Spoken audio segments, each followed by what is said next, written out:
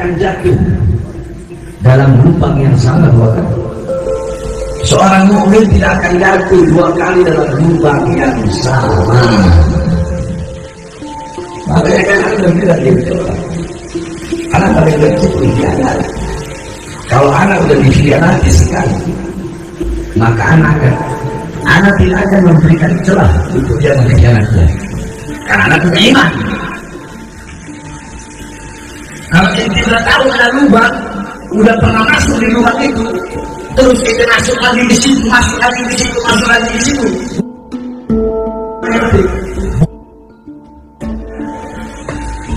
Berarti iman itu nggak sempurna. Udah tahu ada lubang, udah pernah jatuh sekali, hanya lewat situ kita jatuh terus. Iya kan? Makanya anak nggak mau. Anak dikhianati sekali. Iya, saya merasa dikhianati sekali. Maka anak tidak akan memberikan celah untuk dikhianati kedua kali. Ini paham maksudnya?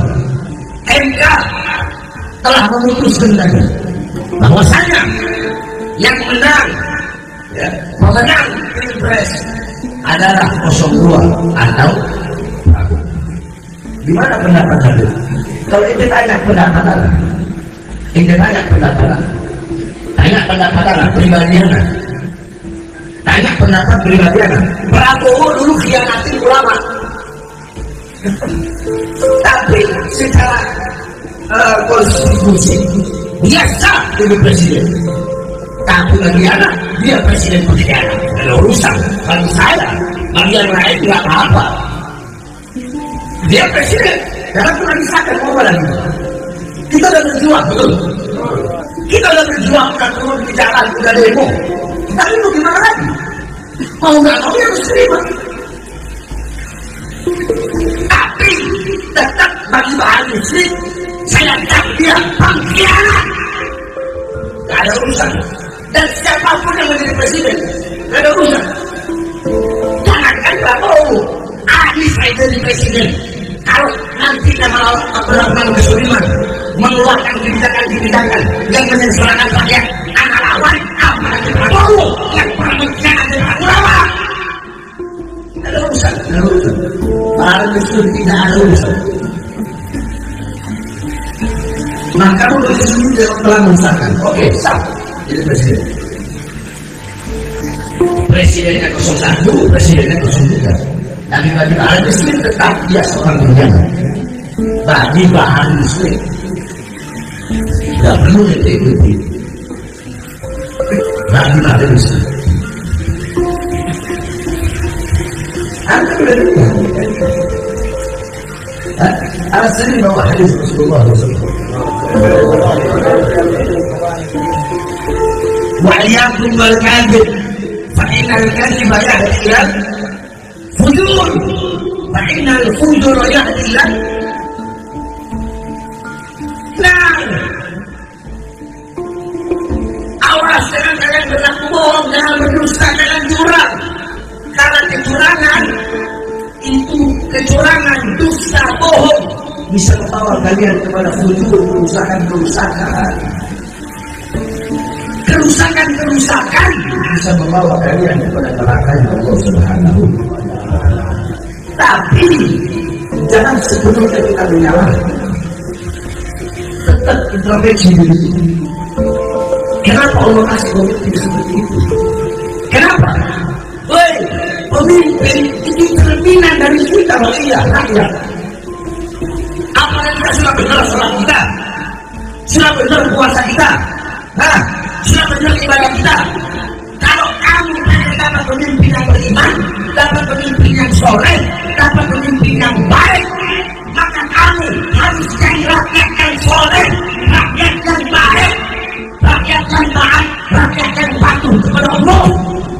Kalau kalian jadi rakyat yang patuh, rakyat yang taat atas kewajiban-kewajiban, rakyat yang tidak melanggar perintah Allah, pasti Allah kasih pemimpin yang baik. Lalu kenapa Indonesia kok Prabowo jadi presiden? Sudah jelas curang. Raca diri. Kita terlalu banyak berbuat dosa, terlalu terlalu banyak berbuat maksiat. Kita bangsa Indonesia mayoritas muslim terbesar, tetapi maksiatnya juga terbesar, perbuatan dosanya juga terbesar. Les di mana-mana, dan di mana-mana, mabuk di mana-mana, pelaturan di mana-mana. Pemimpin yang Allah berikan itu adalah cerminan dari perbuatan-perbuatan kita sebagai rakyat. Makanya Allah kasih pemimpin yang seperti itu ya karena perbuatan kita sendiri. Kalau pemimpin yang soleh, kalau pemimpin baik, kelakuan kita kayak Fir'aun, gimana? Pak, yang penting kita sudah berjuang. Menang kalah urusan belakangan. Kita berjuang tujuannya bukan untuk menang, betul? Betul. Kita berjuang untuk menyampaikan kebenaran. Kita berjuang untuk melawan kecurangan, untuk melawan kezaliman. Menang kalah urusan belakangan. Siapapun yang jadi presiden, perjuangan terus kita lanjutkan sampai titik darah penghabisan. Jadi nggak ada ngaruh. Kamu Ganjar nggak ada ngaruh buat saya. Siapapun presidennya, barang di sini tetap oposisi yang selalu berada di pihak rakyat untuk melawan kebijakan pemerintah dan pejabat yang menyengsarakan merugikan rakyat, apalagi pro pada asing. Lihat aja nanti ceramah saya nanti lebih jahat dari sebelum-sebelumnya. Ya, shalom teman-teman semua. Terima kasih sudah menonton video ini dan kiranya ya cepat-cepat ini dihentikan cara-cara berceramah seperti yang dilakukan oleh Habib Bahar, di mana Habib Bahar ini dia mengaku-ngaku sebagai cucu Nabi ya teman-teman ya, tetapi dia dalam ceramah-ceramahnya itu lebih cenderung itu memprovokasi umat ya, memprovokasi, memecah belah dan juga menjelek-jelekan pemerintah, menghina pemerintah. Nah, seolah-olah teman-teman dialah yang paling benar di Indonesia ini. Dan ini mohon kepada pihak penegak hukum ya. Saya kurang tahu kenapa si Habib Bahar ini dia sangat kebal hukum.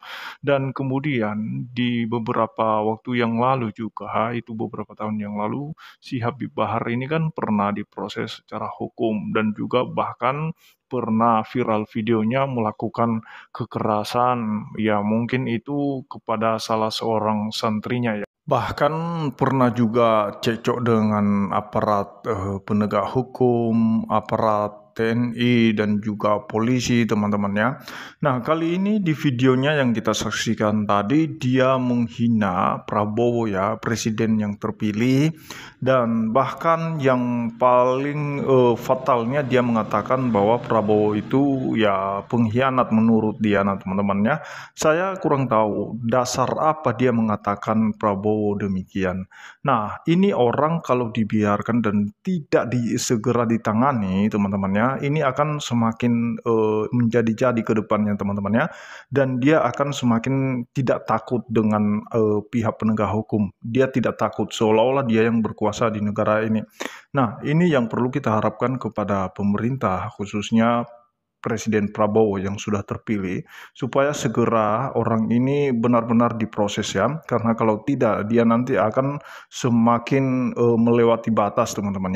Apalagi dalam narasinya bawa-bawa nama Tuhannya, bawa-bawa nama agama. Nah, teman-teman, ini hal-hal yang sensitif dan umat bisa terprovokasi ya dengan apa yang dia sampaikan. Kenapa? Karena seolah-olah apa yang dia katakan itu ya semuanya benar, tidak ada yang salah, dan semuanya itu seturut dengan ajaran-ajaran mereka, teman-teman, akidah-akidah mereka.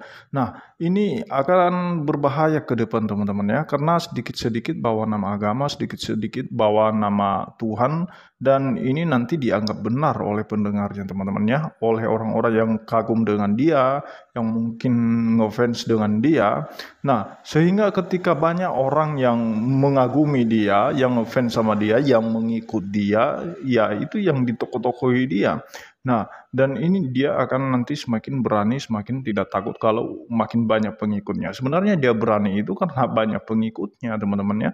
Nah, ini yang harus dihentikan oleh pemerintah Indonesia supaya jangan ada lagi orang-orang yang seperti ini menghina pemimpin negara, memfitnah pemimpin negara, dan lain sebagainya. Itu saja yang perlu saya sampaikan, kiranya Tuhan Yesus memberkati kita semua. Shalom.